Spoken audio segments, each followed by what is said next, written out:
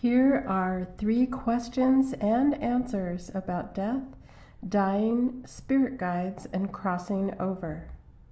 I'm Dr. Susan Sophia James, a doctor of behavioral health and integrated medicine from Arizona State University and an advanced intuitive and mystic. Here's the first question from George. When people pass over, die, why do people pray for a safe transition? Because sometimes the person is frightened, confused, unwilling, angry, being under the influence of some substance or on medication or connected to things on earth that prevent them from making the full transition. It's helpful for people to pray for their safe transition. If it's an addiction, the person can be stuck, unaware, or unable to process or proceed. When a person being is stuck, we call this location the astral plane. So consider a ghost as someone who is stuck in the astral plane without understanding. Also, sometimes people living on earth do not want to let go of the person who has passed because of their longing and feelings of being alone. They also may feel guilty or unresolved about the person's death or the last time they saw the person. Intense longing and not wanting to let go of someone can bind the person who has passed to earth. So it's a restrictive energy that keeps the person from moving forward. Prayers are for the spirit then to not feel compelled by the energy, whatever the energy is, to stick around. Prayers are selfless and given in love for the person's spirit to resolve, release, heal, and move forward.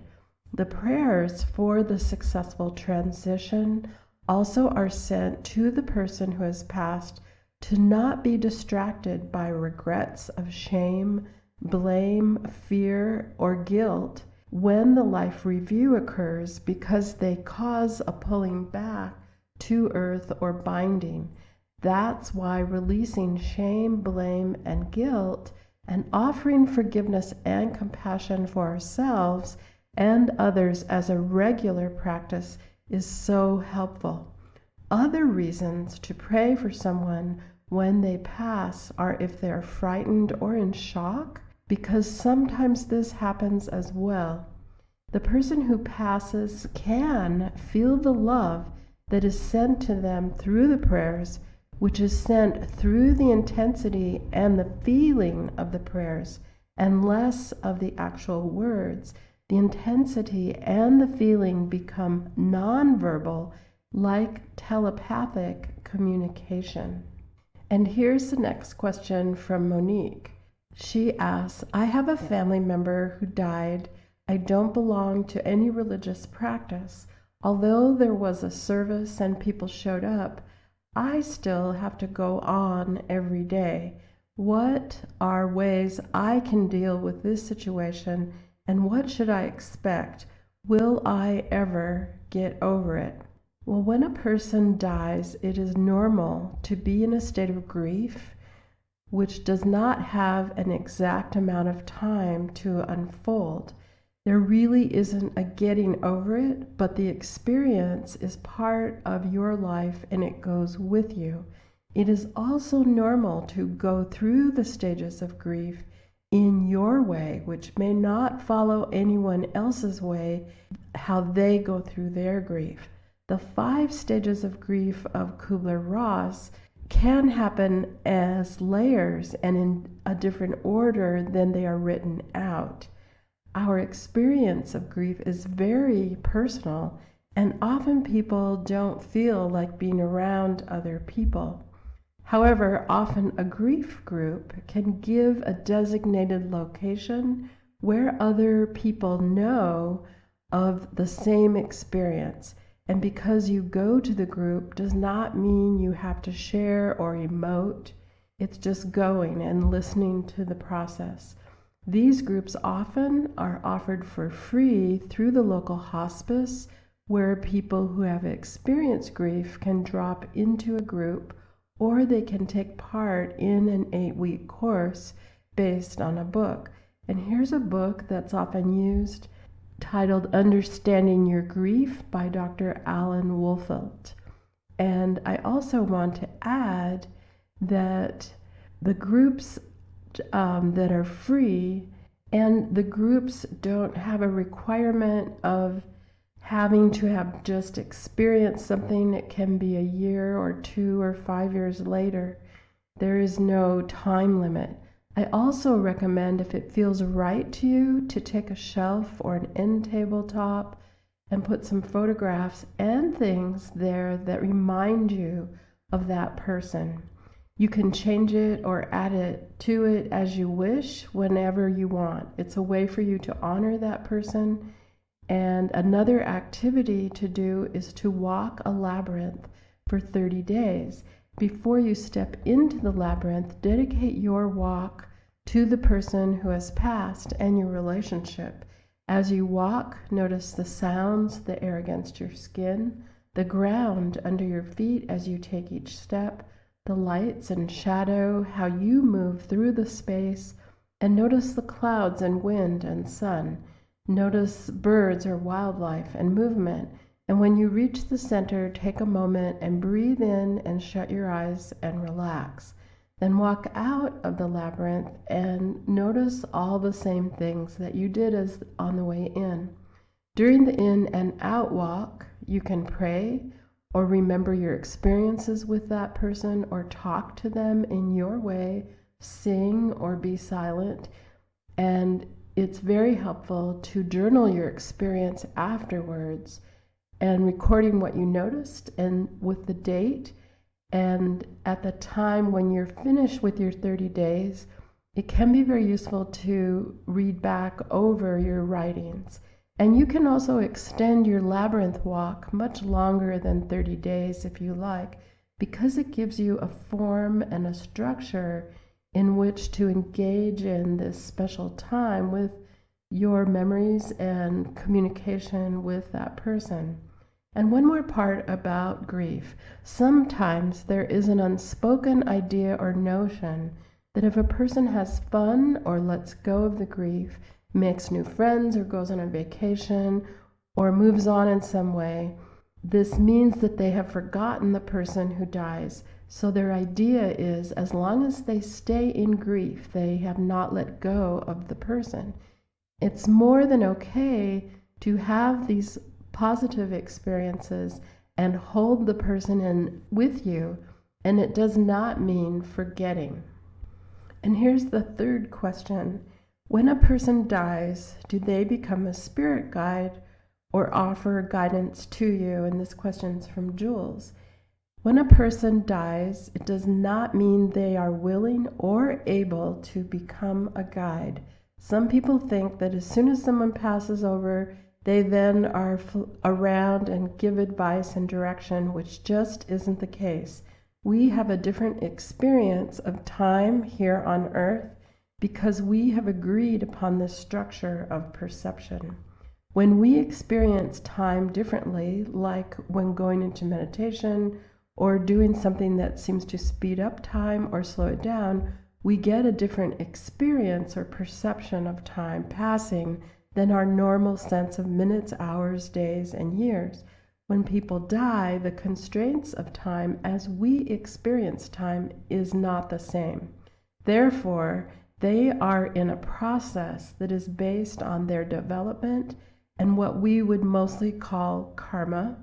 Some people who die do not stick around Earth and are done.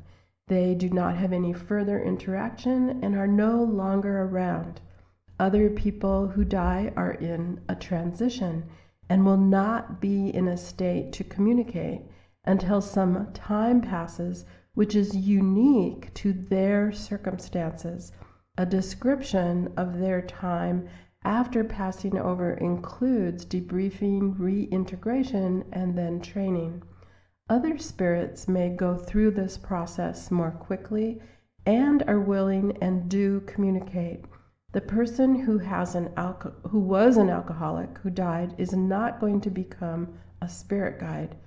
Other beings who have passed may come and go, and therefore may not seem to be around because they aren't. However, they come back and check in and can be contacted when there is a true need. And here's a story about that checking in experience. Joanne had a handicapped son with her ex-husband. He died when their son was 10 years old. After another 10 years, one morning Joanne woke from a dream where she felt her bed go down from the weight of the body of her ex-husband, who was sitting at the end of her bed. In her dream, he told her he was going on and felt that she and their son were in a good place, so he would not be around anymore to check in on them. When she woke up, she said the way she knew he was there was a sense of the weight of the bed going down, and she felt it was very important that he said he was saying goodbye and that he would not be around anymore. The way that those who have passed often communicate with us is through our dream state, because we don't have judgment that limits that communication, that it isn't okay, and we are in another state of consciousness which is receptive. We don't get scared, which could happen for many people if they were awake and contacted by someone who has passed. Another example of this kind of experience is of Yvette, who was a psychiatrist and medical director for a mental health facility, who was married for over 30 years. And the reason why it's important to know what her job was, because it was kind of out of the scope of her job. Her husband was a general practitioner, and he had passed just the year before. One day, she was at home and she sat in a chair and took a nap, which was very unusual for her, something she never did. She fell asleep, we'll put sleep in quotation marks, and she saw her husband walk down the hall, and she felt herself get up out of the chair to hug him. She felt his hug and smelled his body. And just as they were going to talk, his cell phone rang, and he said he had to take the call, which was a normal occurrence for him while he was alive. She woke up immediately and was surprised she had slept and dreamed, because the feeling of getting out of the chair, the hug, the sound of her husband's voice, and his scent were so vivid. In Yvette's experience, she had kinesthetic awareness through her experience of touch and moving out of the chair, a sense of movement from also getting out of the chair. Her auditory senses were present, and her sense of smell.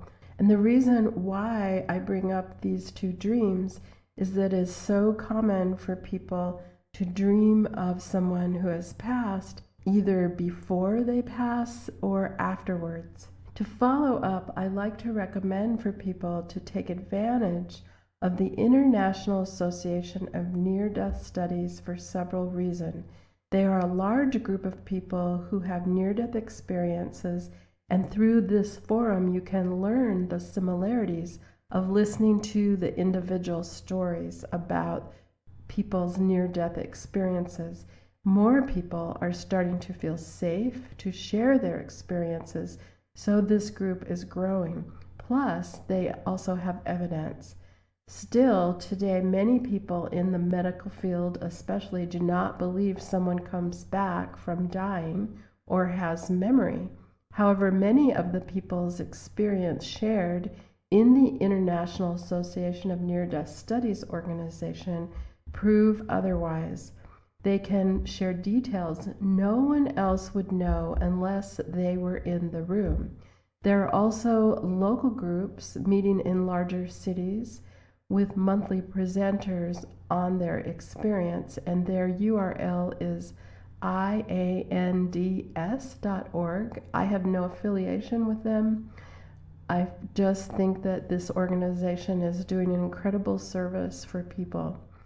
I'll be answering more questions, so please send me your questions, and you can send them to info@twi.education. Thanks for listening from Dr. Susan Sophia James and Transformational Wisdom Institute at twi.education.